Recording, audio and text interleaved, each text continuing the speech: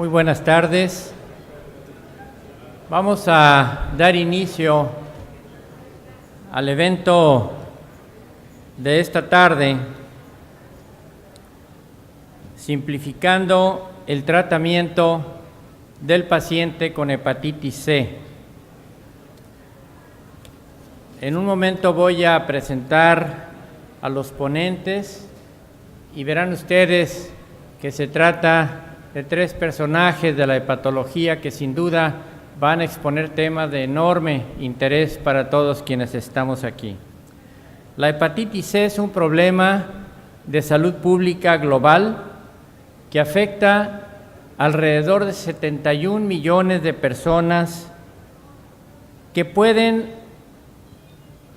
llegar a cirrosis hepática y a cáncer primario de hígado si no reciben el tratamiento adecuado.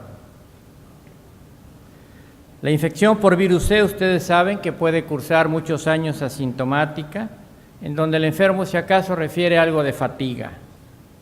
Esto obliga a buscar a los pacientes con campañas de detección que nos permitan tratarlos en estadios tempranos, ya que de lo contrario acudirán con cirrosis hepática, insuficiencia hepática y hasta hepatocarcinoma.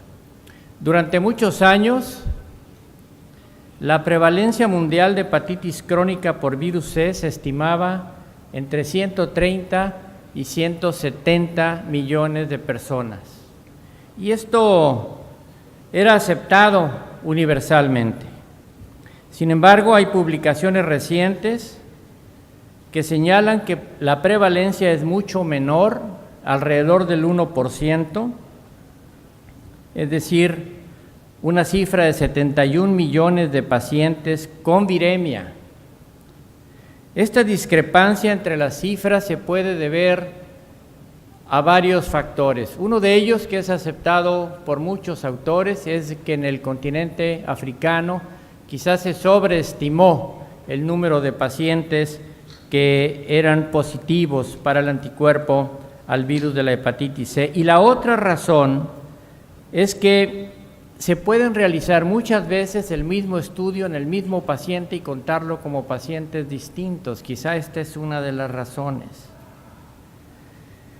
Pero lo que quiero decirles es que si bien la prevalencia se ha ajustado con estas cifras, ¿me puede dar la siguiente diapositiva, por favor?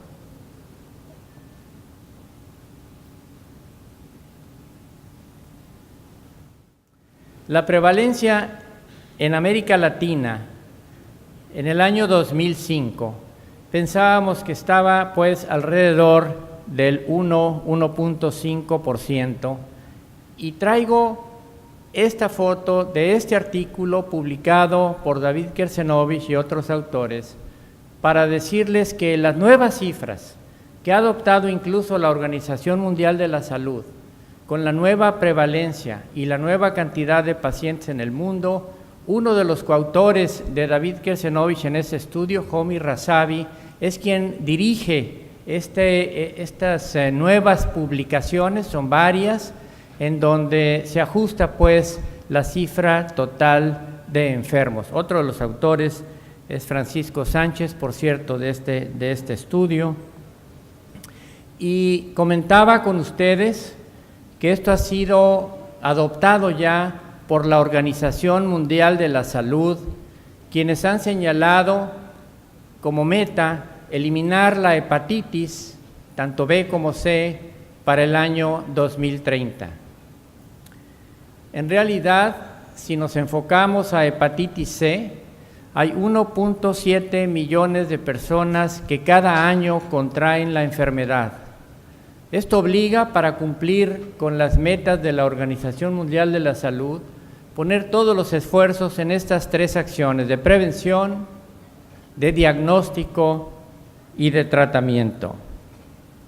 Las metas señaladas por la Organización Mundial de la Salud para erradicar la hepatitis viral en 2030 apuntan en relación a hepatitis C, reducir en más del 90% el número de casos nuevos de hepatitis por virus, diagnosticar al 90% de los enfermos y reducir la mortalidad por enfermedades del hígado en 65%. Al hablar de enfermedades del hígado, entendemos que juntas hepatitis B y hepatitis C causan el 95% de las muertes relacionadas a enfermedades del hígado. Pero ¿cómo vamos a lograr metas de esta magnitud cuando hace un mes Homi Razavi y sus colaboradores publicaron en Lancet Gastroenterology y Hepatology cómo están las cifras en todo el continente europeo? Señalan un número de 3.238.000 pacientes con hepatitis C con viremia, cifra muy similar, por cierto, a la que se informa actualmente en los Estados Unidos de América, en donde solo 118 millones están diagnosticados, 150 millones han recibido el tratamiento y de ellos 133 millones, de los 3.238 millones de enfermos con hepatitis C, un número muy pequeño han sido curados. Esto pues nos obliga en nuestro país a profundizar en el esfuerzo, a colaborar en todo lo que podamos con las autoridades de salud para que México pueda cumplir también con las metas que se ha planteado para el año 2030 la Organización Mundial de la Salud. En este evento, simplificando el tratamiento del paciente con virus de la hepatitis C, tocaremos 3 aspectos que son muy importantes de la enfermedad. Uno de ellos es el paciente coinfectado con virus de la inmunodeficiencia humana, cómo tratar a los 2.3 millones coinfectados que tienen virus C y virus de la inmunodeficiencia humana. Para ello, se ha invitado al doctor Esteban González Bayerga. Él es jefe de consulta externa de hepatología y gastroenterología en la Universidad de Buenos Aires. Es también docente de la carrera de especialistas de hepatología en la misma universidad y hepatólogo de la Fundación Huésped del profesor Pedro Can. Otro de los temas que se van a abordar el día de hoy es el paciente con virus de la hepatitis C y las comorbilidades. Hemos dicho muchas veces que la hepatitis C es mucho más que una enfermedad del hígado. Hay manifestaciones fuera del hígado, extrahepáticas, y también comorbilidades, y de ello nos va a hablar la doctora Rosalba Moreno. Ella es actualmente la jefa del Departamento de Hepatología y de Gastroenterología del Centro Médico Nacional Siglo XXI del Hospital de Especialidades en el Instituto Mexicano del Seguro Social en la Ciudad de México. Y finalmente, el tratamiento de pacientes con genotipo 1, que en estas publicaciones que he mencionado se señala que el 44% de los enfermos con hepatitis C a nivel mundial tienen genotipo 1. Con ello, pues, le doy la palabra al doctor González Bayerga y le aprecio mucho que nos acompañe en esta ocasión.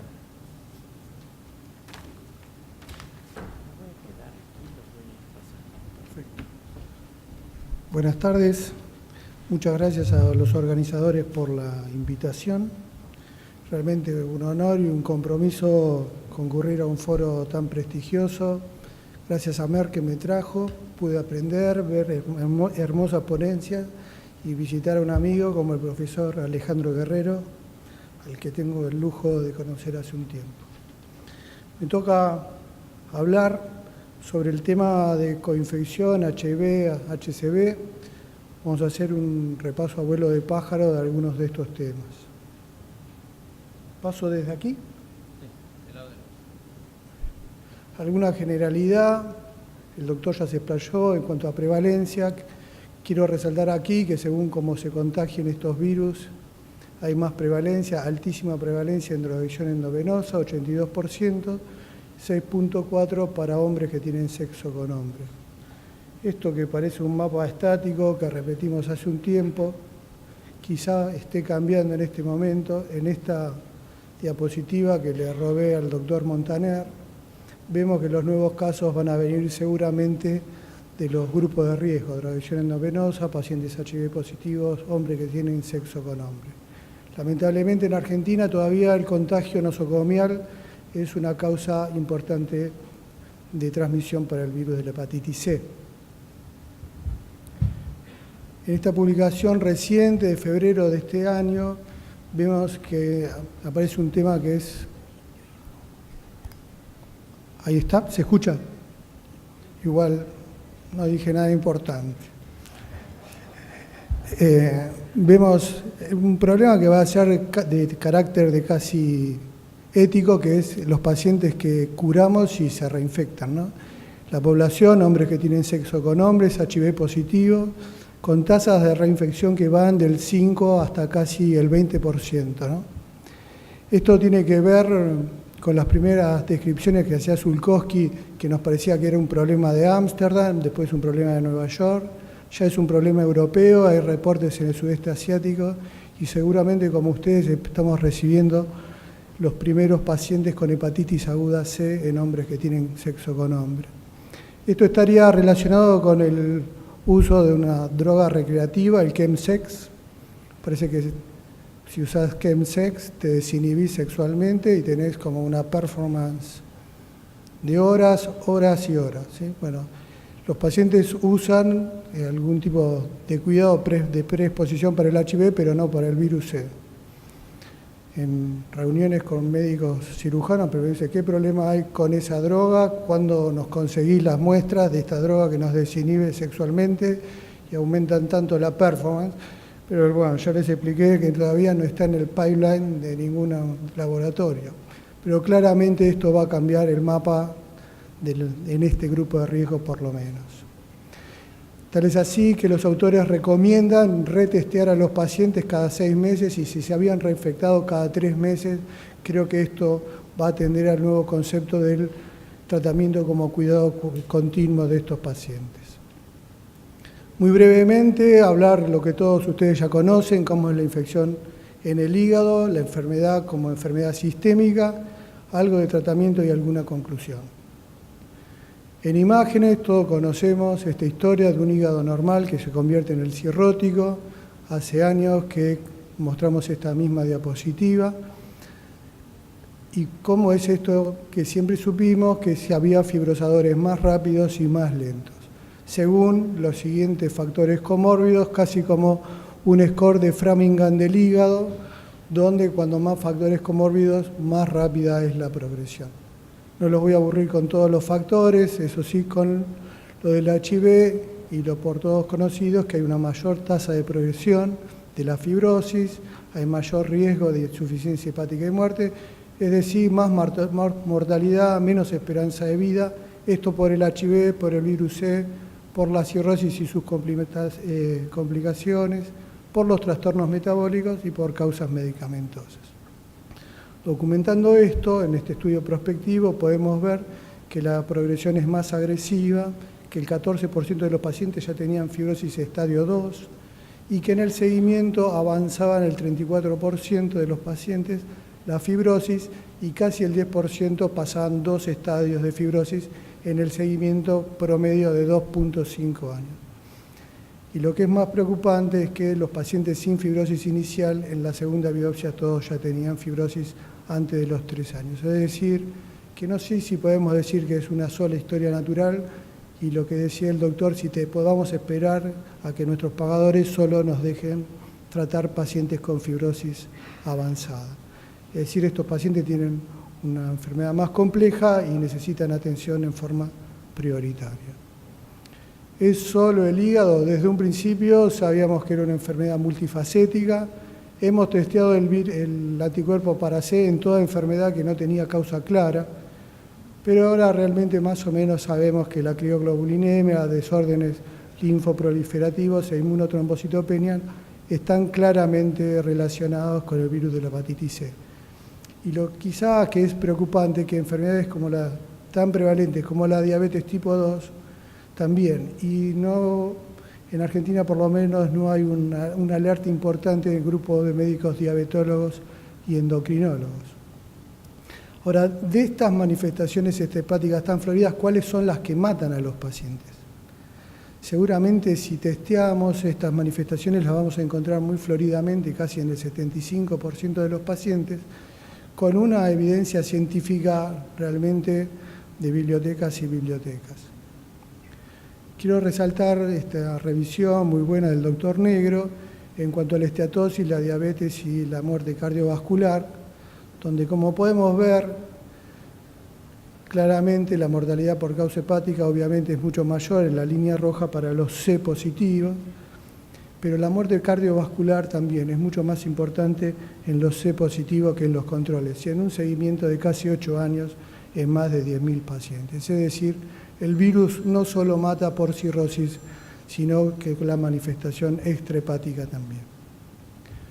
Él concluye que la muerte hepática es 32 veces más frecuente, pero 2.4 veces la mortalidad por tener solamente virus C. Y él lo relaciona con la muerte cardiovascular, el ACV y el síndrome metabólico, y realiza que es muy importante analizar este punto.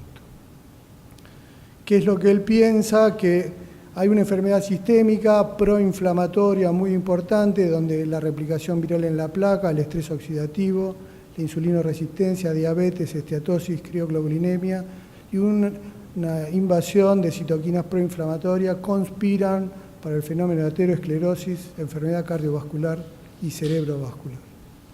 ¿Qué pasa en el HIV? Bueno, realmente todo esto se exacerba, el trastorno metabólico del HIV y sus medicaciones es mayor, la enfermedad hepática es más agresiva y por fenómeno de desregulación inmunitaria hay más sobrecrecimiento bacteriano y traslocación bacteriana, por lo cual todos estos fenómenos que hablábamos previamente son aún mayores. Es decir, que realmente el virus es una enfermedad sistémica. Van a tener una plática en minutos brillante sobre enfermedad renal, por lo cual solo voy a rescatar de este review qué pasa en el HIV, insuficiencia renal aguda mayor que en el mono infectado, tasa más elevada de nefropatía crónica y sobre todo reduce la supervivencia en comparación con los monoinfectados. Es decir, que si hay daño renal en el coinfectado es peor aún.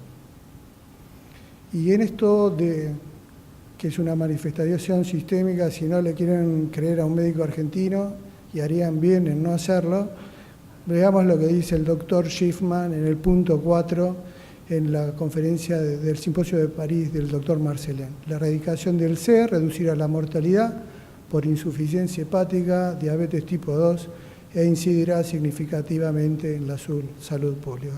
Ojalá que esto se hace. En cuanto al tratamiento, bueno, realmente los que vivimos la época del interferón sabemos que esto es el cambio de paradigma, una nueva era, es una gran felicidad y ahora realmente podemos curar a los pacientes.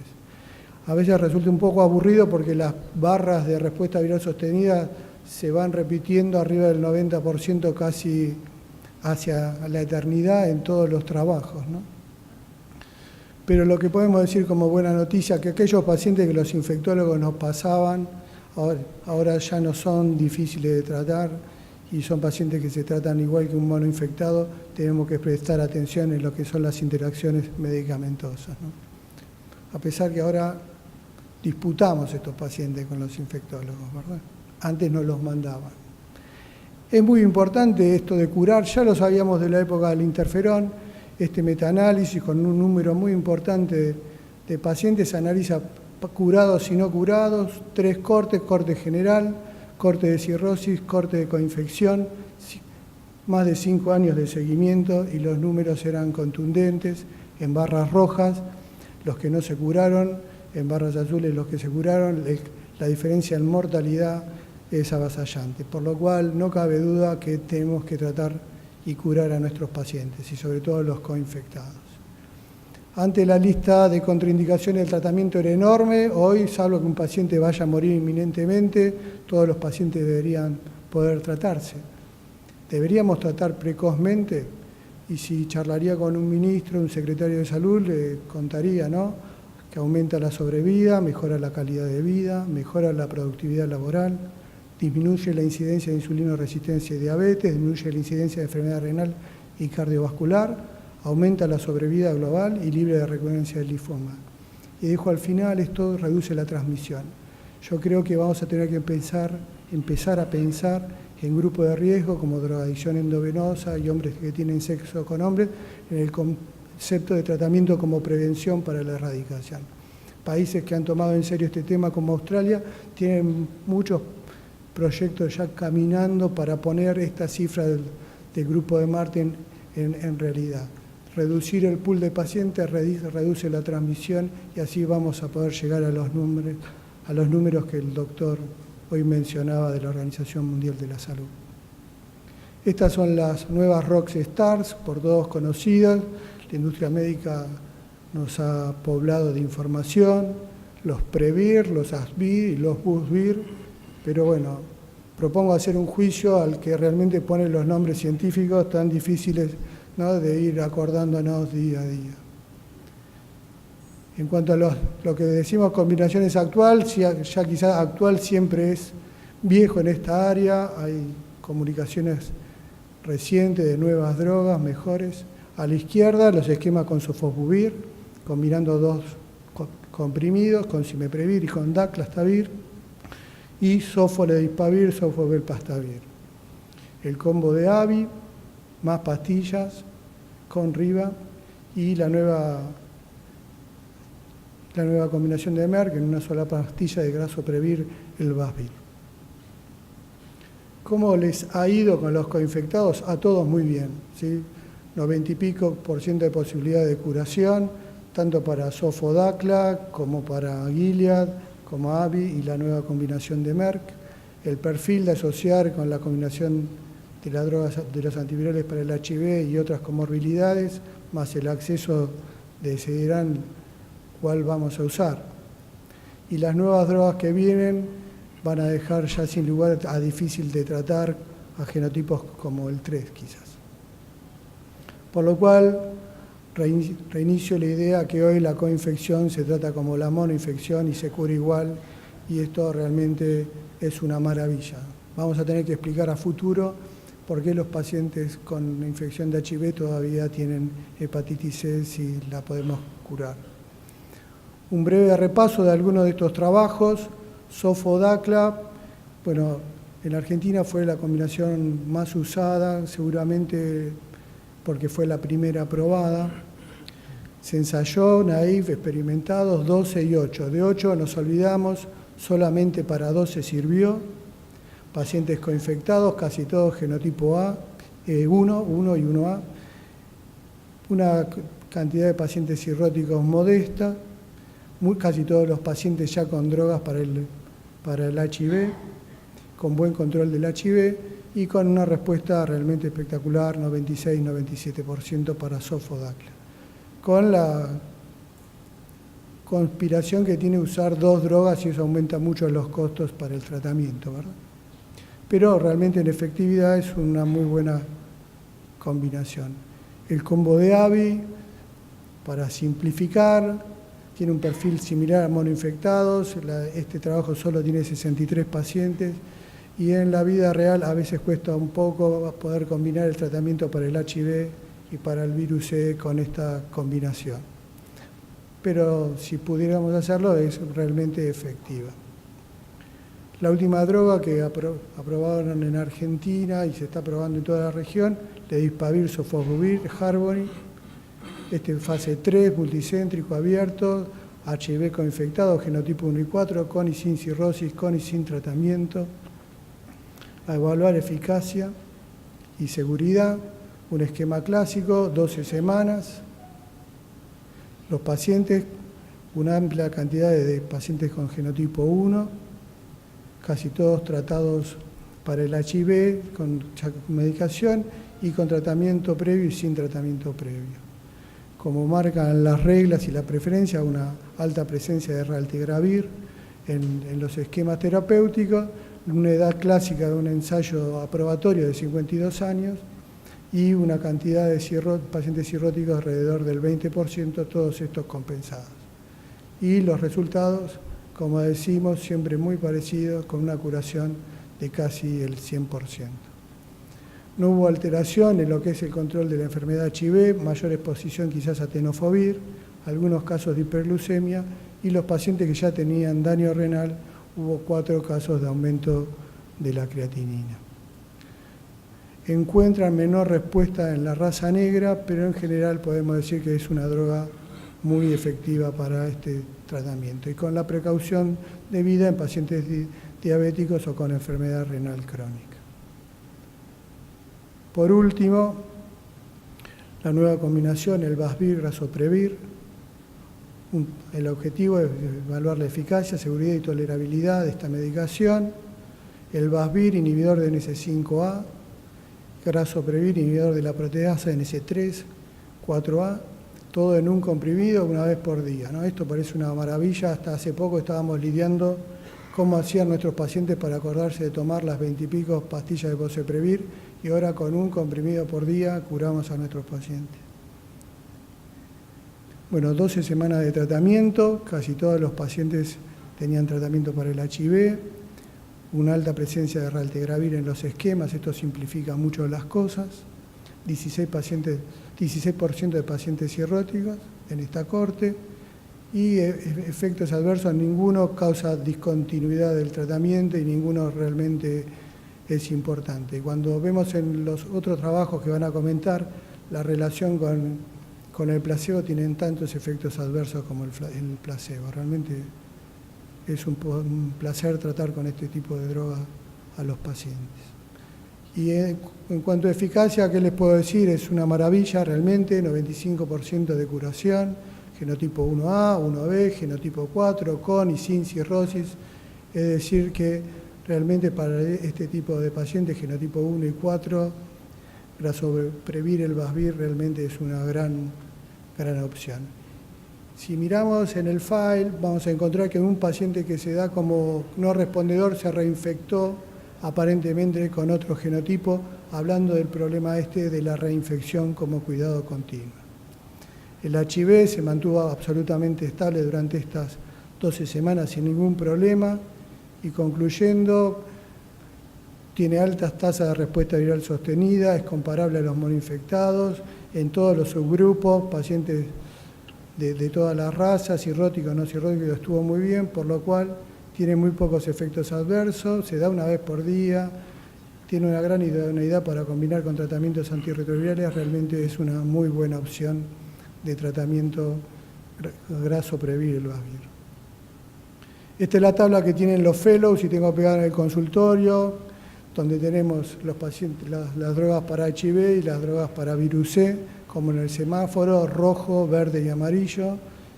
Y vemos que cuando usamos drogas como raltegravir, todo se vuelve verde, todo se vuelve más fácil de usar.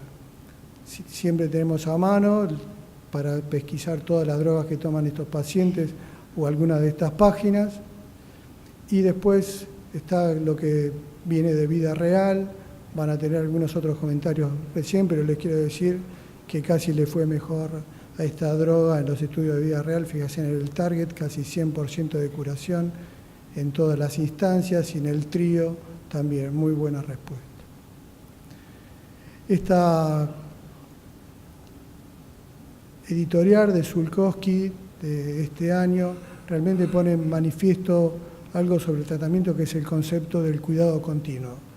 Es decir, esto que cualquiera va a poder recetar y curar la hepatitis C, tiene algunas salvedades. Los pacientes, como vemos a la izquierda, que siguen en riesgo, necesitan consulta, necesitan asesoramiento y seguimiento y pesquisar si se vuelven a reinfectar. Y ni que decir que los pacientes que tienen fibrosis avanzada son pacientes especiales que tienen un cuidado especial y que tienen que pesquisarse por mucho tiempo para el hepatocarcinoma. ¿Alguna conclusión? Creo que vengo bien del tiempo. Le quiero comentar este trabajo de este año para cuando nos dicen que los tratamientos son caros o que son inaccesibles, ¿no? Claramente ven en este trabajo americano que la población con virus C tiene más manifestaciones extrahepáticas que una población marchada en cuanto a lo que es insulinoresistencia, diabetes, lo que hablamos, y que el tratamiento podría compensar estos costos. y que esta recuperación de los costos, es decir, esta inversión en la salud, se reduce mejor si el tratamiento se hace con anticipación, y que los resultados actuales sugieren que el costo de estos tratamientos podría ser compensado en 3 a 6 años. Lamentablemente en la Argentina las elecciones para diputados y senadores son cada 2 y los queridos presidentes cada 4, entonces los planes de ellos a veces no tienen estos tiempos, pero fíjense que es claro que esto no es gasto en salud, sino que es inversión en salud, ¿no? No podemos aceptar que no tratemos a todos nuestros pacientes. Entonces, para terminar, la coinfección por HIV y HCV es una enfermedad sistémica, el tratamiento debe ser precoz, la coinfección es una enfermedad más compleja, debe tener prioridad en el tratamiento. La función renal debe investigarse sistemáticamente en estos pacientes y la coinfección no es más un grupo difícil de curar. Paradójicamente, nos toca vivir un tiempo donde tenemos grandes herramientas para usar y a veces no las podemos usar, ¿no? Y quizás nos autorizan solo a tratar pacientes graves, de difícil manejo, y tenemos a nuestros pacientes golpeándonos, diciéndonos, doctor, entonces debo empeorar para que me traten, debo volverme cirrótico, tener un hepatocarcinoma.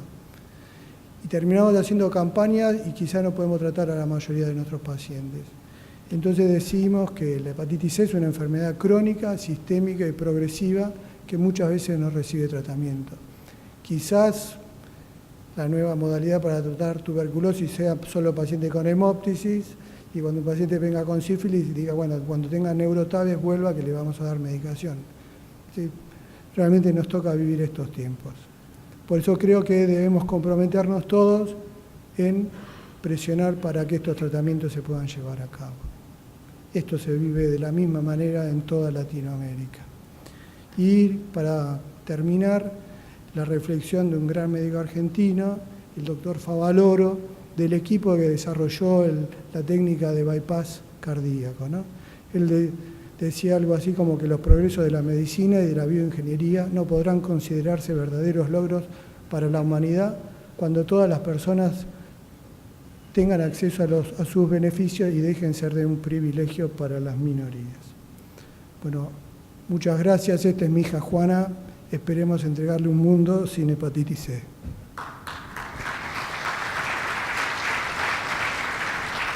Clásicamente, el tratamiento de hepatitis por este virus en pacientes con insuficiencia renal ha sido muy difícil, de tal modo que tener este nombre de simplificar un poco el tratamiento de estos pacientes viene al hecho a que ahora se pueden tratar estos pacientes. Sabemos que el virus C puede causar enfermedad renal de varias maneras. Puede causar problemas directos per se, puede causar depósitos glomerulares de complejos inmunes, puede tener una invasión directa al parénquima renal, puede tener complicaciones renales y extrarrenales relacionadas al daño hepático o relacionados no con el virus ni con propiamente, pero sí con la función hepática dañada, el hecho de que exista nefrotoxicidad de algunos fármacos utilizados para el tratamiento de estos pacientes en sus diferentes fases. Estos medicamentos a menudo interactúan, se suman o actúan en forma aislada, generalmente interactúan.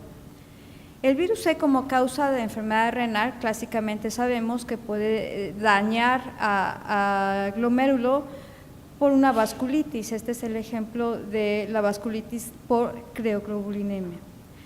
Tiene afección a múltiples órganos, principalmente pulmones, riñones, piel, sistema musculoesquelético, nervios periféricos, entre otros. Y la lesión fundamental es el daño endotelial, causando necrosis de vasos pequeños, inflamación perivascular, con linfocitos e infiltración de neutrófilos.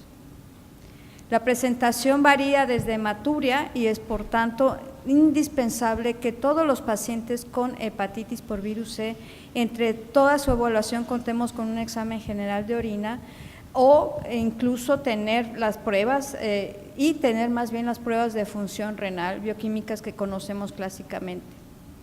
Si no se trata, el pronóstico por esta vía es sumamente sombrío para la función renal y la supervivencia del paciente.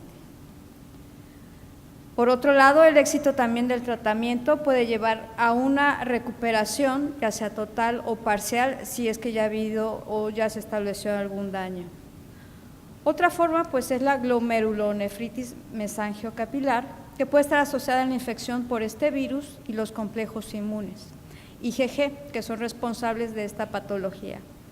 Esta nefropatía membranosa se ha asociado con este virus y se ha detectado incluso RNA en depósitos de células glomerulares.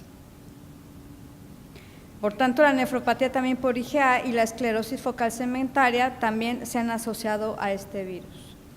Hablando de otras causas y también muy comunes, es que las infecciones en este grupo de pacientes, infecciones bacterianas, pulmonares, renales, gastrointestinales, afectan y hacen entrar en un círculo en donde hay más afección renal, o daño hepático mayor afección renal. Y tras un episodio muy común de hematemesis, pérdida de líquidos y de volumen, puede existir también daño renal agudo. También conocemos el síndrome hepatorrenal, que en este círculo vicioso, en la cual interactúan hígado y riñón, también es otra de las causas de falla renal. También en estos pacientes que llegan a una mejoría, pero que no logran establecerse, se puede dejar un daño crónico en un 20% aproximadamente de los pacientes. Es un grupo que tiene una prevalencia, como les voy a mostrar, un tanto alta que otros grupos de pacientes. Sabemos que está ampliamente extendida en unidades de diálisis. En algunas unidades la prevalencia puede ser alta y tiene un impacto negativo sobre la sobrevida de los pacientes y los resultados, incluso si el paciente lo llevamos a un trasplante renal, puede también alterar su misma evolución. En cuanto a la prevalencia de esta enfermedad en este grupo específico de pacientes, se ha visto que en países de Europa y aquí en Norteamérica, de Estados Unidos, son un porcentaje bajo, entre un 10 hasta un 20%. A contraparte con los países de Latinoamérica, que se informa Brasil o Colombia, que llegamos casi a un cercano 50%. Sin embargo, esto puede estar subestimado. Hay algunos estudios que son más bien reportes de casos sin tener una estadística nacional realmente completa. En México se han estudiado, se ha dicho que en el 2000 teníamos pues una prevalencia cercana del 10.2%, perdón, para 2004 6.7%, pero esto era medido por anticuerpos.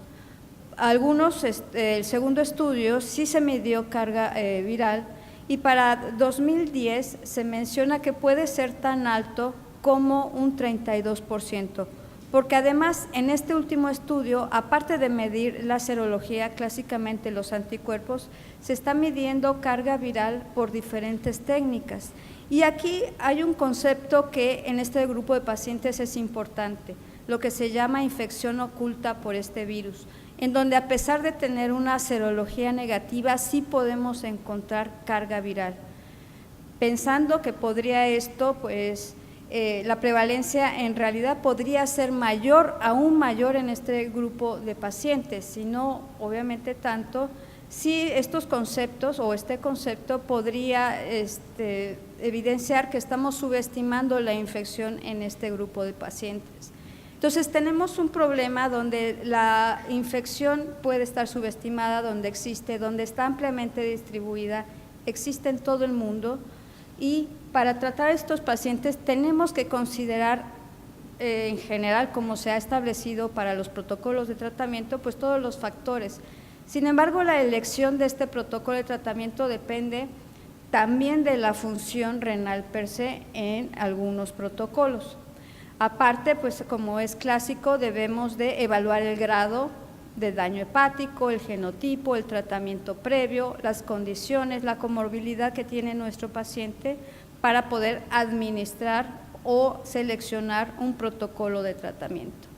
Y de ahí sabemos por este estudio que se informó que tenemos un problema y no podemos dar con los nuevos medicamentos, específicamente hablando del sofosbuvir, cuando el paciente presenta daño renal avanzado. Clásicamente ahora ya sabemos que con los esquemas basados en sofosbuvir no podemos tratar a nuestros pacientes. Como les mencionaba, tenemos que evaluar la enfermedad del hígado en su totalidad y evaluar la extensión es esencial para la prescripción de cualquier protocolo de tratamiento.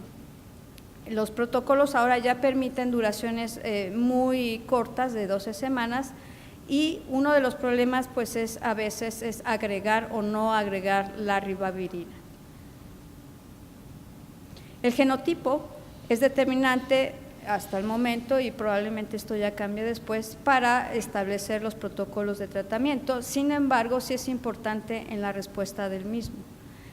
También se necesita un nuevo tratamiento debido a la falta de respuesta o recaída cuando un paciente ya ha sido tratado. Hay pacientes que ya tienen 1 o 2 o 3 esquemas y que no ha funcionado. Aparte de todo, estos pacientes, debido a la infección por el virus C, dependiendo del protocolo de cada hospital, pudiera incluso evitar o ser una contraindicación para un trasplante renal. Esto entonces hace que la condición y el problema de nuestros pacientes incremente. Es importante también detectar las comorbilidades. Como ya mencionó el doctor González, las coinfecciones con VIH, el virus B, es importante ya que tenemos que tratar además estas coinfecciones y lidiar y luchar con las interacciones de droga a droga. En cuanto a la función renal, y no es tanto la causa y la patología renal la que cuenta en la selección del protocolo del tratamiento. Tenemos que establecer el grado de función renal por las evaluaciones que puede ser la filtración glomerular calculada o llevarla a una medición mayor. Los riñones no son responsables, son responsables de la eliminación de fármacos, igual que el hígado, y clásicamente sabemos que es una de las vías de eliminación mayor. En los nuevos tratamientos, pues esto puede ser mayor, es una vía de elección para algunos tratamientos y lo que conduce pues a una retención leve cuando existe una insuficiencia renal o una retención mayor cuando depende totalmente de la eliminación por esta vía.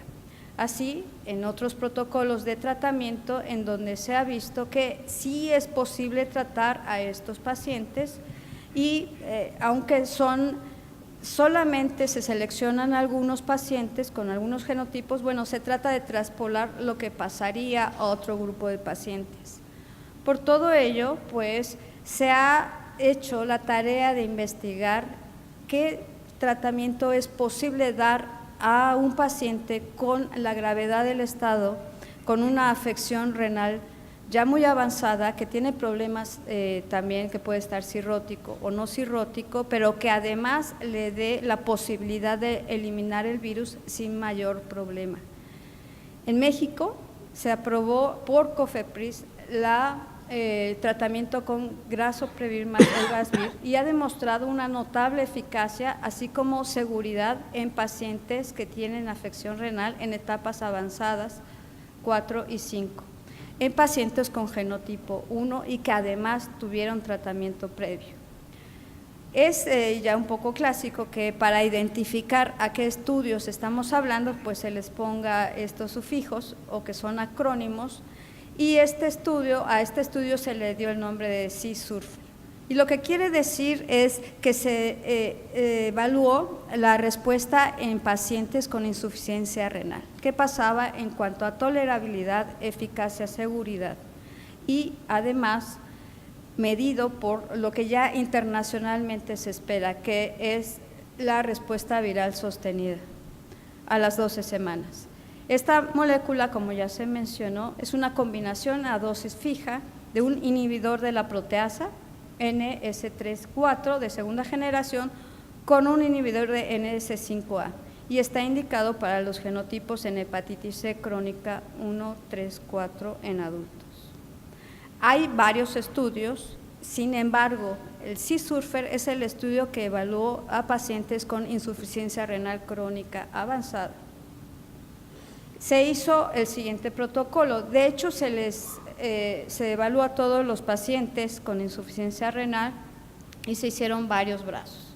Un brazo al que se le llamó brazo con tratamiento inmediato y a otro con un brazo con tratamiento diferido, en donde ambos empezaron, pero el de tratamiento diferido pues empezó con placebo y posteriormente se le dio el fármaco en tratamiento por 12 semanas y después a otro brazo un periodo abierto de 12 semanas con un brazo de muestreo para farmacocinética, que fueron 11 pacientes. Entre las características de estos grupos, pues no se encontró mayores diferencias. Se vio que obviamente el estudio estaba dirigido a genotipo 1, con pacientes que ya habían recibido tratamiento o que no habían recibido tratamiento. Se incluyó también pacientes con cirrosis, pacientes con diabetes y pacientes en diálisis. Y esto estableció, bueno, que estábamos estudiando pacientes con falla renal avanzada. La respuesta viral sostenida en pacientes con enfermedad renal crónica en estadios 4 o 5 que recibieron 12 semanas, vean ustedes que alcanzó hasta el 99%, siendo esta una muy buen porcentaje de respuesta y evidentemente en un grupo muy difícil de tratar, que son pacientes que tienen incluso daño a 2 órganos. Pacientes que estaban en hemodiálisis y que tuvieron porcentajes de respuesta. Según el estadio de la enfermedad renal, que esto no impacta significativamente, pero sí se observó una tendencia en un estado más avanzado con una muy buena respuesta del 100% en un estadio 4. Entre los pacientes y lo que presentaron de eventos adversos, los más frecuentes que se observan con este tratamiento son cefalea, náusea y fatiga.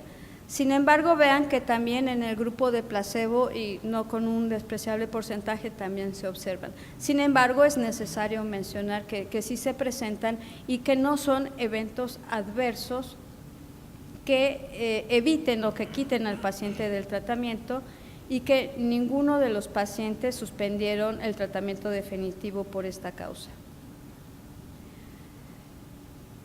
Lo que sí sucedió en el placebo, entonces, mientras los pacientes estaban en tratamiento, ninguno descontinuó. Eventos adversos serios, pues se presentaron eventos adversos relacionados con el medicamento en el grupo de placebo, una muerte y los eventos que ya había mencionado que son los más frecuentes, así como se observó una disminución de hemoglobina. El resultado, pues, de la respuesta viral sostenida en el tratamiento a 12 semanas comparado contra el 45% que era de un control histórico, ahora se reporta en el 99% de los casos. Y esta respuesta es similar a características de pacientes que son difíciles de tratar. Por tanto, este tratamiento en pacientes que tienen casi, pues estamos hablando de, en algunos casos, falla de 2 órganos o pacientes que tienen falla renal en estadios avanzados, tanto la eficacia como la tolerabilidad y la seguridad fueron bastante adecuados, alcanzando un 99% de una respuesta. Es eficaz, es tolerable y es seguro. En pacientes que incluso no fueron tratados previamente puede alcanzar hasta un 100% de respuesta y un 95% en pacientes con tratamiento previo. Por tanto, quiero comentarles que este grupo de pacientes que tradicionalmente es y había sido muy difícil de tratar, ahora estamos ante una muy buena opción de tratamiento, en los cuales es algo que, créanme, es muy buenas noticias. Gracias.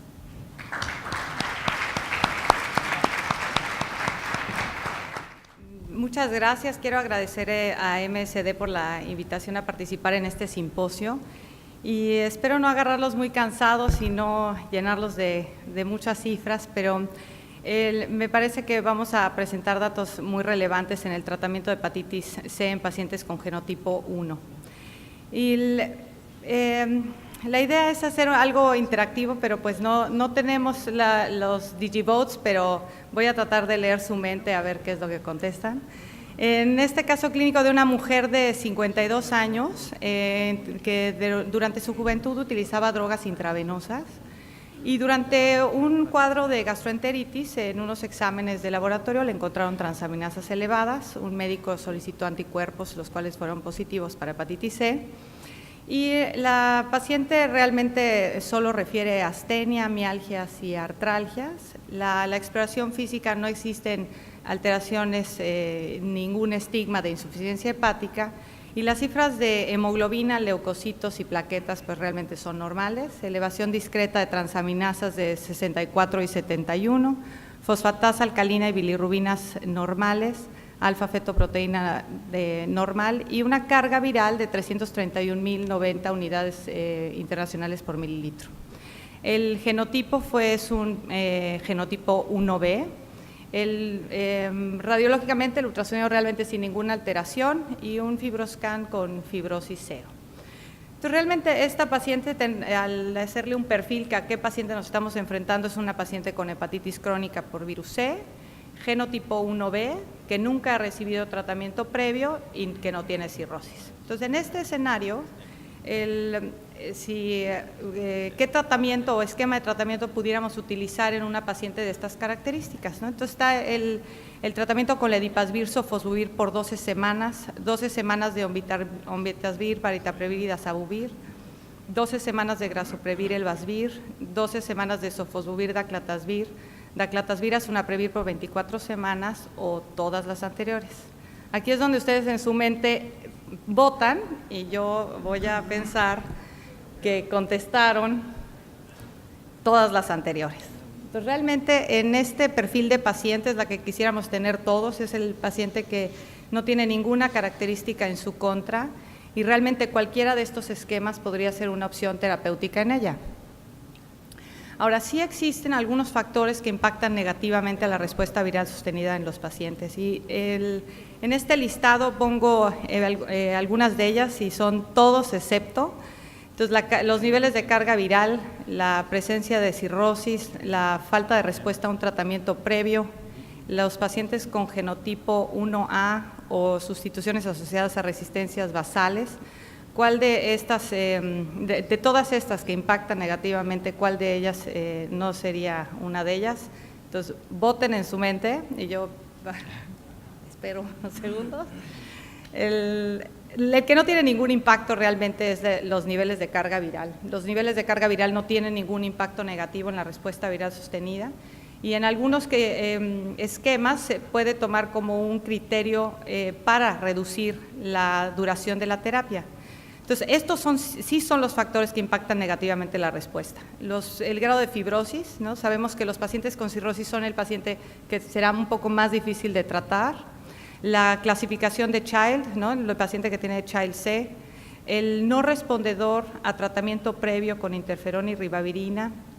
El paciente que tiene un subtipo A, ¿no? 1A. Y aquellos que tienen sustituciones asociadas a resistencia basales. También hay evidencia que el índice de masa corporal, la ingesta de inhibidores de bomba de protones y por supuesto la adherencia a tratamiento impactan negativamente a la respuesta. Y hay diferentes factores que tenemos que considerar al seleccionar un esquema de tratamiento. Entonces tenemos ¿cuál sería de los más importantes? La intolerancia a la ribavirina, el estado de la función renal, la cirrosis compensada o cirrosis descompensada, la ingesta de fármacos o el acceso a la terapia. Y aquí realmente todas estas son importantes, entonces pueden votar realmente por cualquiera de ellas, por la que quieran, porque sabemos que el paciente con cirrosis descompensada, ya el hecho de que está descompensada nos limita algunos esquemas. Entonces, todos los esquemas que tengan inhibidores de proteasa, los PREVIR, están contraindicados en el paciente descompensado. Entonces, eso ya nos limita y nos empieza a dirigir hacia qué esquemas podemos ir seleccionando. El estado de la función renal, como ya nos mostró la doctora Moreno, limita el dar algunos esquemas de tratamiento y tendremos que tomarlo en cuenta cuando hagamos la selección del esquema que vamos a dar, al igual que la ingesta de fármacos, esta interacción medicamentosa, porque bueno, habrá escenarios en donde podemos modificar lo que está tomando el paciente o habrá algunos en donde no tenemos nada que hacer y probablemente eso nos dirija hacia un esquema distinto. Y el paciente que tiene alguna contraindicación a recibir ribavirina, sabemos que algunos esquemas, como les voy a mostrar adelante, requieren de ribavirina para tener el esquema de 12 semanas y si es intolerante, tenemos que quitar y extender la terapia a 24 semanas. Entonces es algo que también tenemos que tomar en cuenta. Y el acceso, ¿no? Nosotros podríamos tener la idea de que el esquema es perfecto para una paciente, pero pues si no está en nuestro centro, no está en nuestro hospital, simplemente pues se tiene que eliminar esa posibilidad. Entonces, seguro todos ustedes han visto esta diapositiva, es la evolución del tratamiento de la hepatitis C, en donde durante una década utilizamos interferón pegilado y ribavirina por 48 semanas y estábamos contentos de curar el 42 al 50%. Y en los siguientes años vinieron estos agentes antivirales de primera generación que nos dieron como luz de que iba a haber mejores opciones. Retirados del mercado finalmente y después los agentes antivirales directos con estos esquemas libres de interferón. Esta es la evolución y yo creo que ahora estamos realmente en la revolución de los tratamientos de hepatitis C. Entonces, inicialmente estos agentes antivirales se agregaron al interferón y la ribavirina y después vinieron estos esquemas que ya eran libres de interferón, en donde tenemos combinaciones de cimeprevir con sofosbuvir, sofosbuvir con daclatasvir o sofosbuvir con ribavirina para diferentes genotipos. En el 2015 teníamos la opción, llegó la opción de paritaprevir, onvitasvir y dazabuvir con ribavirina para genotipo 1 y 4 y la combinación de sofosbuvir con ledipasvir con o sin ribavirina también para genotipo 1, 4 y 5. En este año tenemos una nueva opción que es el grasoprevir, el Vasvir, con la indicación para genotipo 1, 3 y 4 y tendremos probablemente en un futuro próximo la combinación de sofosbuvir, velpatasvir para prácticamente todos los genotipos. Y en los siguientes años seguirán llegando nuevas moléculas, probablemente en estos que son ya pangenotípicos, en donde probablemente el genotipo ya no tenga ninguna relevancia, como es la combinación de sofosbuvir, velpatasvir y voxilaprevir. Nuevo también pangenotípico de glecaprevir con pibrentasvir. Y habrá también una opción que combine grasoprevir con dos diferentes moléculas y que se espera que obviamente las tasas de respuesta viral sostenida pues sigan aumentando. En México actualmente tenemos 5 esquemas de tratamiento para hepatitis C. Estos, entre ellos, realmente prácticamente todos tienen reporte de respuesta viral sostenida entre el 92 y el 100%. En un esquema del paciente sencillo de tratar, es decir, que no tiene cirrosis, prácticamente todos los esquemas son de 12 semanas. En algunos de ellos, como es en ledipasvir, sofosbuvir, en el 3D de onvitasvir, paritaprevir y dazabuvir, al igual que grasoprevir, el Vasvir, se puede acortar el tratamiento a 8 semanas en los pacientes con genotipo 1B, que no tienen fibrosis o tienen F0 a F2, y en ledipasvir, sofosbuvir con una carga viral menos de 6 millones de unidades internacionales por mililitro. Grasoprevir, el Vasvir, en términos de la duración en el escenario del genotipo 1A, como vamos a ver más adelante en el no respondedor, requiere terapias de 16 semanas y daclatasvir, sunaprevir, requiere una terapia de 24 semanas en donde debe de hacerse un RAS basal en los pacientes con genotipo 1B. Varios de estos esquemas requieren agregar ribavirina, lo que decíamos les decía hace rato, la ribavirina nos puede ayudar a cortar y mantener la duración de las terapias en 12 semanas.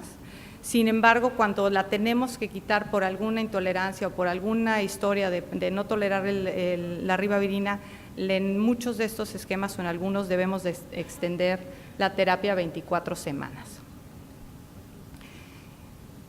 Ahora, Grasoprevir, el Vasvir, como les comenté, es la nueva opción de tratamiento que está llegando a nuestro país, y voy a presentarles el panorama de los estudios clínicos en los pacientes con genotipo 1.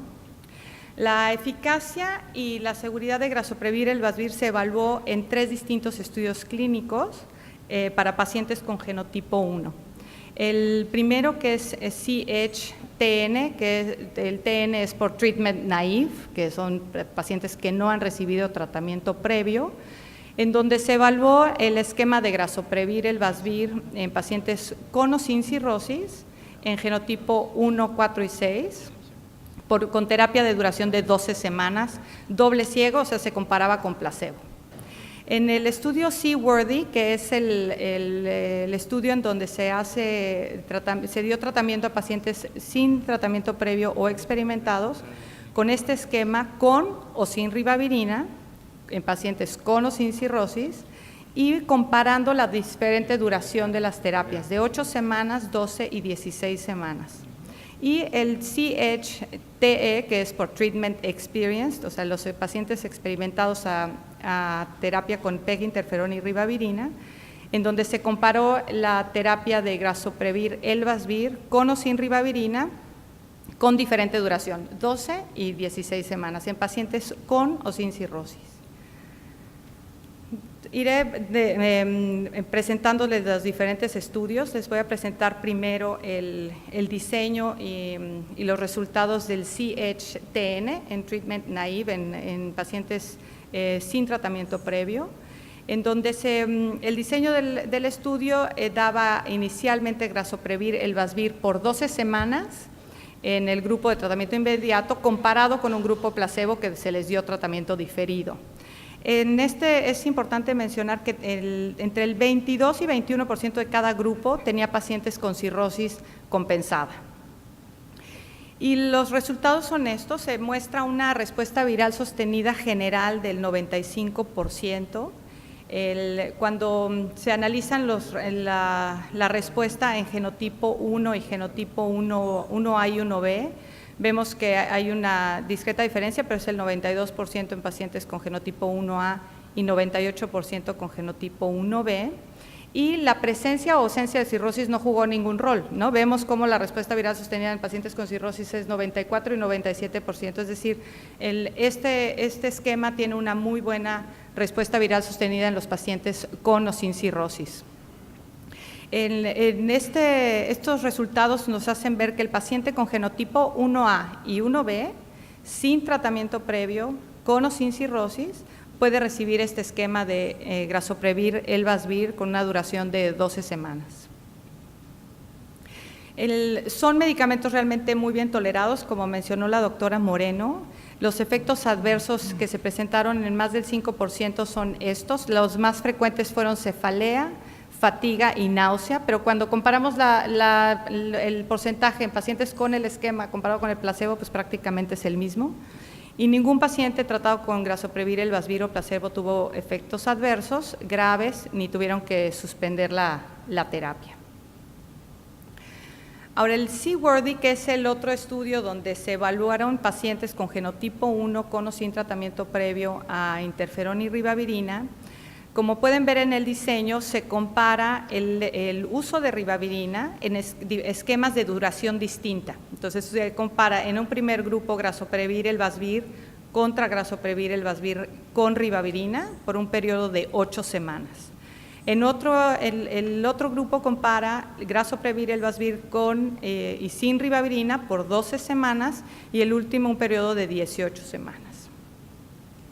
Uno de los datos importantes que nos lanza los resultados de este estudio de Worthy son los resultados en el paciente con genotipo 1B, en donde se evaluó la terapia de 8 semanas. Entonces, en los pacientes que recibieron 8 semanas con el genotipo 1B vemos una respuesta viral sostenida general del 94%, y en el análisis de la fibrosis, pacientes que tienen fibrosis de F0 a F2, el 97%. En F3 dice 50%, pero bueno, vemos que son muy pocos pacientes.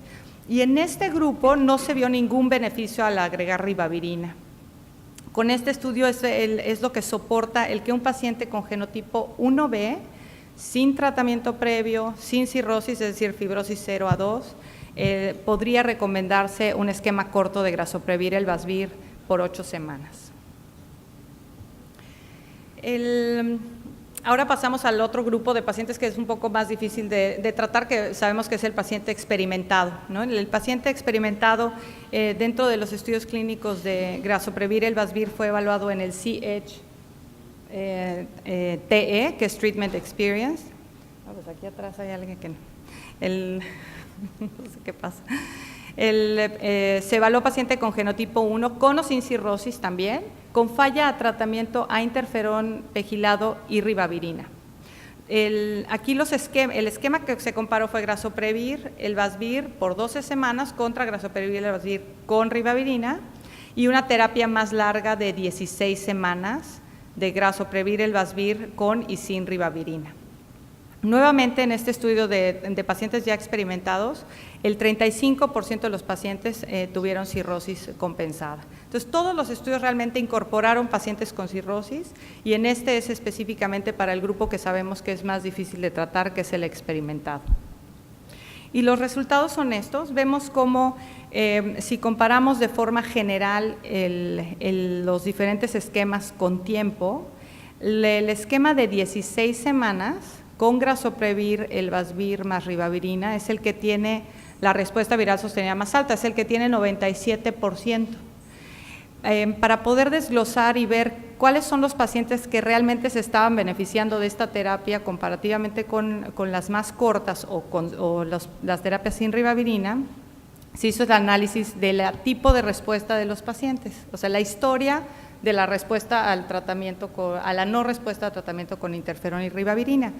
Y vemos cómo los pacientes que tienen en azul claro la recaída, pacientes que en la terapia anterior habían recaído, tienen los pacientes que recibieron 12 semanas tienen 100% de respuesta viral sostenida. Entonces, el paciente que solamente en su historia tenía recaída, no es necesario que demos una terapia prolongada. A diferencia del paciente que es un no respondedor a terapia de interferón y ribavirina. Vemos que tiene 89 si le das 12 semanas, pero sube hasta el 95% con la extensión de la terapia a 16 semanas con ribavirina. En el análisis según el genotipo, vemos aquí también como el genotipo 1B con terapias de 12 semanas sin ribavirina es suficiente para curar el 100%, ¿no? Tienen respuesta viral sostenida del 100% los que tienen terapias de 12 semanas, a diferencia del genotipo 1A, que requiere terapias más largas de 16 semanas más ribavirina. Estos datos nos hacen saber que el paciente que tiene genotipo 1A o 1B con recaída, o sea, con la historia de la recaída al interferón y ribavirina, con o sin cirrosis, podemos utilizar en ellos el esquema de 12 semanas sin ribavirina. No es necesario extenderlo a 16 semanas porque vimos que el 100% responde con 12 semanas sin ribavirina. A diferencia y con la excepción del paciente con genotipo 1A, que tiene historia de no responder a interferón pegilado y ribavirina, independientemente de que tenga cirrosis o no, la recomendación es grasoprevir, elbasvir más ribavirina por 16 semanas. Los efectos adversos nuevamente muy bien tolerados. Esta es la lista de los efectos secundarios que se presentaron en más del 5% de los pacientes.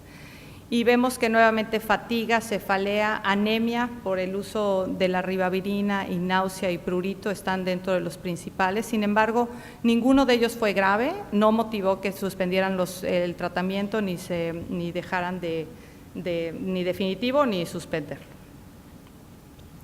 Ahora, toda esta evidencia son los estudios clínicos del programa de los estudios clínicos que se desarrollaron para Grazoprevir y Elbasvir, pero ya hay evidencia de vida real, que la vida real es una forma de ver si se está replicando lo que se encontró en esos estudios en la práctica clínica.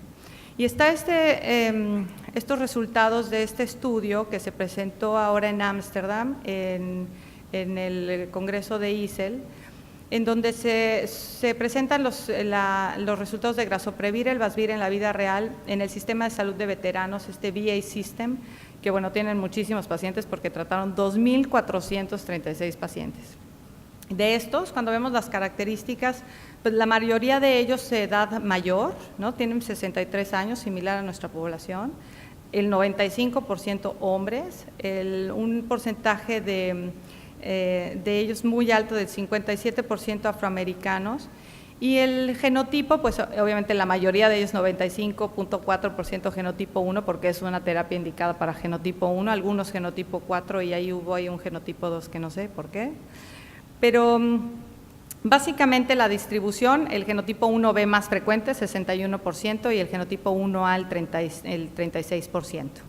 Las comorbilidades es importante porque ver cómo es similar al paciente que nos enfrentamos nosotros, ¿no? Es el paciente que tiene otras enfermedades, no es exclusivo, no es el del estudio clínico perfecto, el 33% con cirrosis, vemos que el 32% con insuficiencia renal, estadios avanzados, ¿no? De 3 a 5, en estadio 3 a 5, deprimidos prácticamente el 60%, casi el 55% con diabetes, usuarios de drogas intravenosas, historia de ingesta de alcohol y coinfectados en el 3%, es decir, no es el paciente perfecto del estudio clínico. Y cuando vemos la historia de respuesta, vemos que el 81% eran pacientes que nunca habían recibido tratamiento, y los que ya habían recibido tratamiento, la mayoría de ellos tratados con historia de haber sido tratados con interferón pegilado y ribavirina, algunos de ellos con Boceprevir, Telaprevir y algunos con Cimeprevir. Y los resultados pues son realmente reflejan resultados muy similares a los de los estudios clínicos. Vemos que de forma general la respuesta viral sostenida es del 95% en todos los genotipo 1. En el genotipo 1A, el 93% logró respuesta viral sostenida y en el genotipo 1B 97%. Y nuevamente nos confirma que en este esquema la presencia de cirrosis realmente no modifica las respuestas. Se alcanza 96% en los pacientes sin cirrosis y 93% con cirrosis. Entonces, otra forma de presentarles esa información de todos los pacientes, vemos que el genotipo 1A tiene tan buena respuesta como el genotipo 1B. De igual manera, el paciente que TN, ¿no? El paciente que nunca ha recibido tratamiento, 96% de respuesta viral sostenida, y 93% de los pacientes que eran experimentados. Y nuevamente el dato de que la cirrosis o la ausencia de ellas pues realmente no impacta en la respuesta de este tratamiento. Entonces, a modo de mensaje que hay que, creo que llevarse de esta opción de tratamiento que tenemos, que es la Grazoprevir y Elbasvir, pues es una opción de tratamiento en pacientes con hepatitis C genotipo 1. En los estudios clínicos vimos cómo la terapia da buenos resultados en distintas poblaciones, tanto en los coinfectados como los pacientes con insuficiencia renal y en los pacientes con genotipo 1 en los diferentes perfiles, ¿no? Podemos tratar pacientes sin tratamiento previo o experimentados, pacientes sin cirrosis o cirrosis compensada, y recalcar que la evidencia de la vida real pues ya nos muestra que la eficacia y la seguridad de Grazoprevir y Elbasvir es igual a la reportada en los estudios clínicos. Y haciendo un resumen de la duración, que siempre nos interesa saber exactamente cómo vamos a prescribir este fármaco, finalmente prácticamente en todos los pacientes la terapia es de 12 semanas. Sin ribavirina. Como vimos en el estudio de Seaworthy, se puede acortar la terapia a 8 semanas de Grazoprevir y Elbasvir en el perfil del paciente con genotipo 1B que no ha recibido tratamiento previo y que no tiene cirrosis o tiene F0 a F2. Y la terapia debe darse por 16 semanas de Grazoprevir y Elbasvir más ribavirina en el paciente con genotipo 1A que sea no respondedor a terapia previa con interferón pegilado y ribavirina y con cirrosis compensada. Y me parece que eso es todo. Muchas gracias.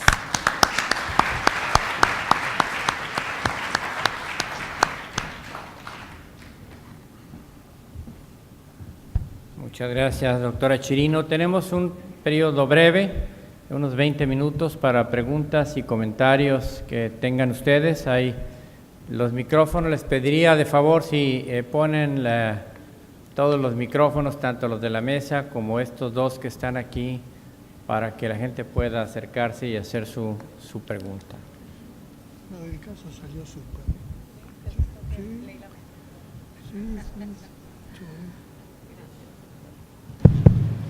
Y mientras lo hacen, le pediría a los tres integrantes de la mesa si tienen algún comentario adicional a las pláticas que presentaron o a las pláticas que escuchamos esta tarde. Ahí están los micrófonos.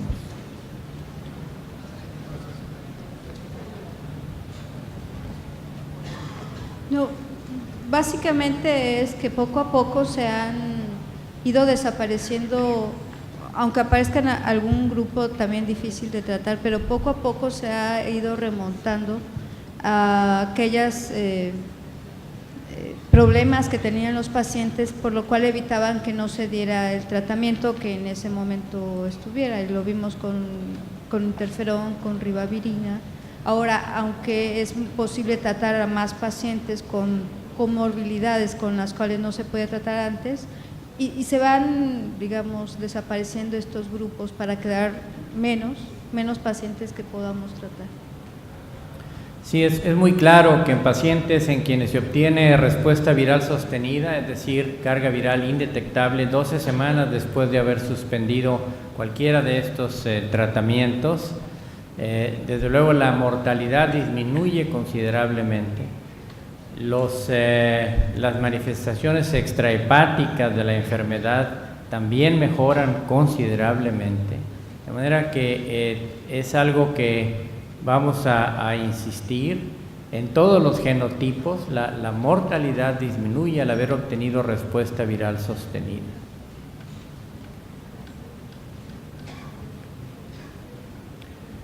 A mí me gustó mucho la reflexión que hizo el doctor González Bayerga del doctor Favaloro. Me gustaría que la ampliara para beneficio del auditorio, y si podemos luego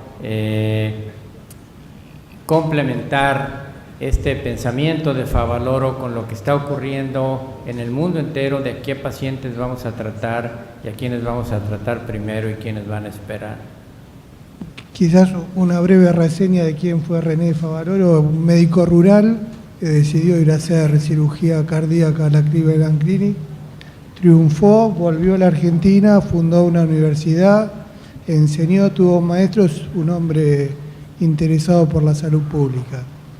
Y lo que yo reflexiono como una situación paradójica que vivimos los médicos en Latinoamérica es esto: tenemos las herramientas para curar y no podemos hacerlo.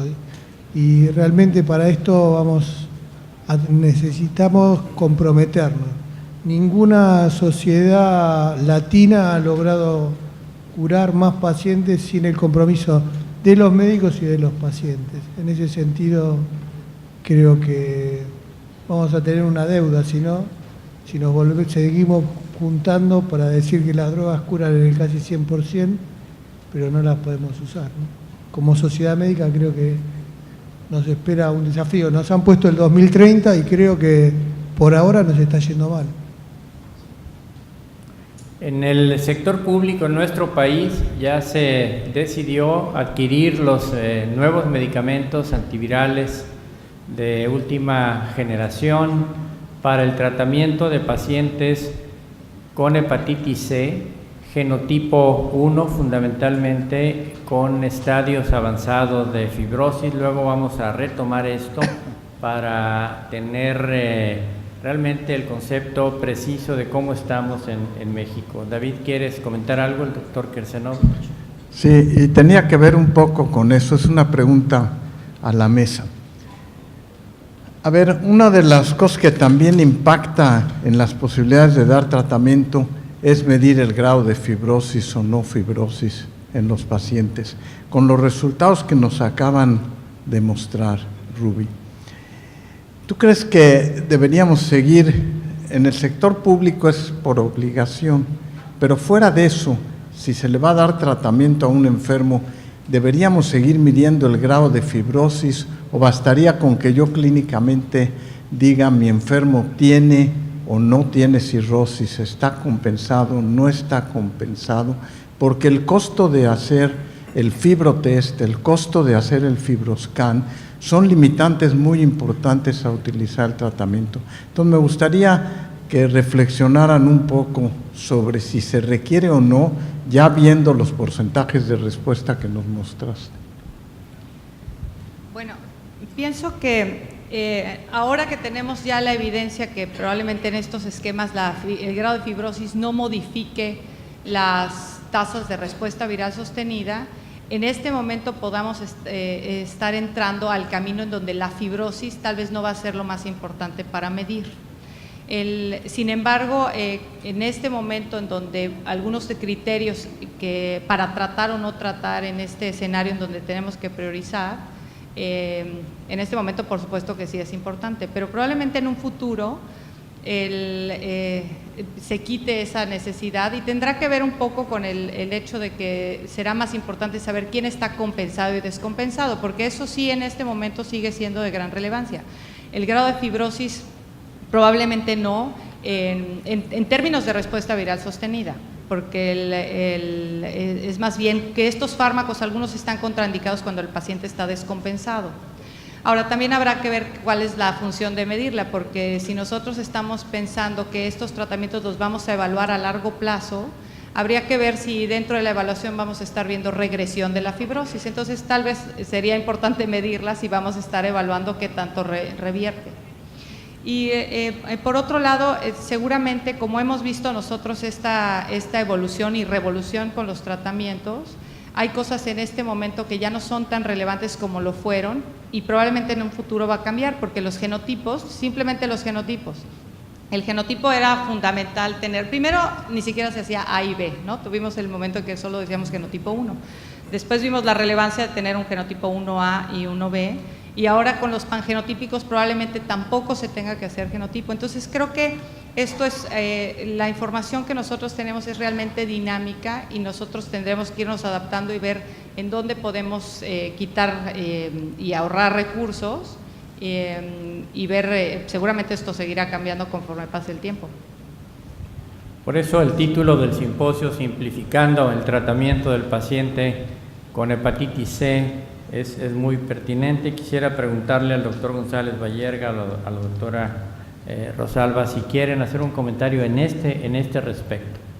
Sí, de hecho, en el estudio CISURFER, si bien se evaluaron pacientes con cirrosis y daño renal avanzado, los pacientes cirróticos no estaban descompensados, porque así fue la intención del tratamiento. Entonces, seguramente todavía falta generar más conocimiento acerca de que es posible ya más esta simplificación, o quedan unos poquitos pacientes que quizás no se pueda, pero eso es lo que midió el estudio y eso es lo que está pendiente.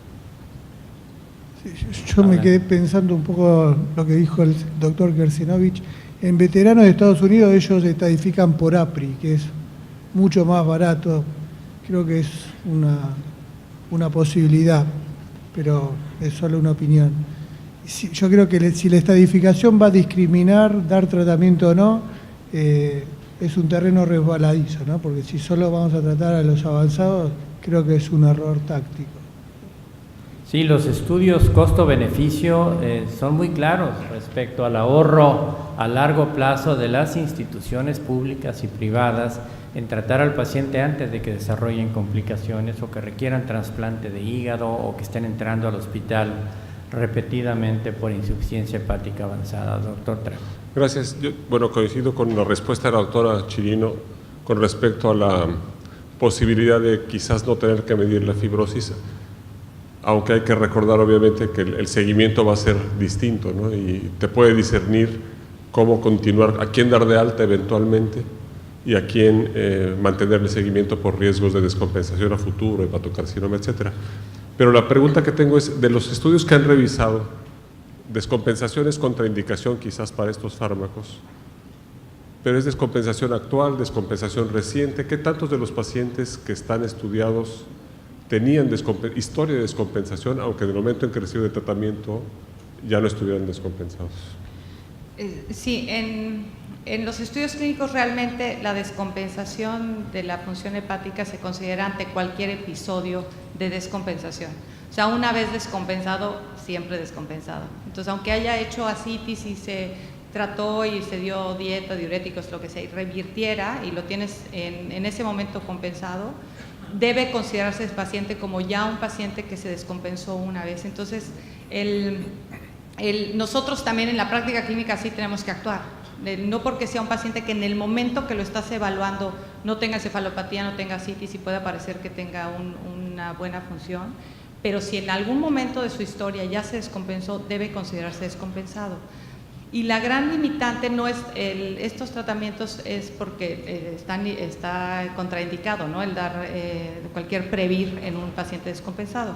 Y esta nueva clasificación que propuso la doctora García Tsao y su grupo en 2010, en donde lo pone en diferentes estadios a partir del momento en que hace encefalopatía o sangrado, se convierte en descompensada y previo a eso descompensado, ese es, digamos, el criterio actual para considerar compensación o descompensación. Sí, en vida real el médico puede verse forzado a dar un tratamiento a un paciente que lo está exigiendo.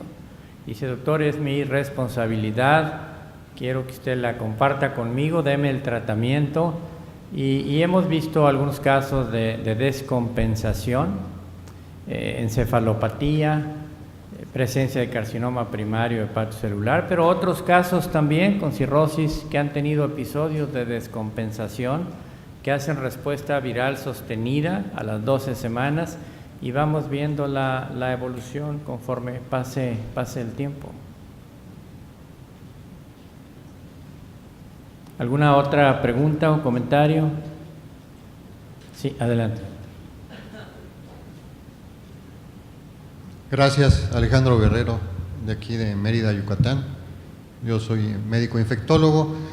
Lo que me llama la atención acerca del tratamiento con estos nuevos fármacos sin interferón, para los pacientes que tengan VIH no avanzado y que sean reconocidos como portadores también de virus de la hepatitis C, con base a lo que estuvieron señalando los expositores, sobre todo el doctor Esteban, acerca del pronóstico que tendría la hepatitis en la coinfección, valdría la pena reflexionar que todas estas consideraciones que están haciendo acerca de si los van a tratar cuando ya estén avanzados, etcétera, en el caso de la coinfección, yo pienso que debe ser un tratamiento lo más pronto posible, lo más oportuno y lo más convencionalmente cuidado para evitar que esa coinfección termine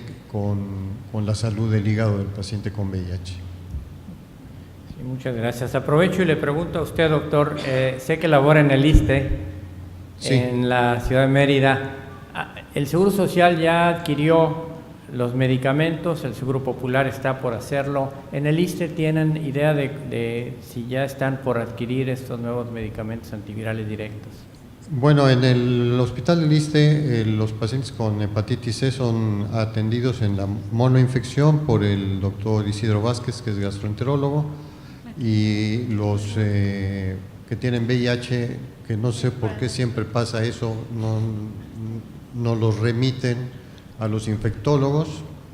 Se están haciendo esfuerzos por hacer argumentaciones para hacer solicitudes de compra directa, pero es muy probable que ya en breve estén los fármacos en la institución. Rosalba, ¿quieres comentar algo?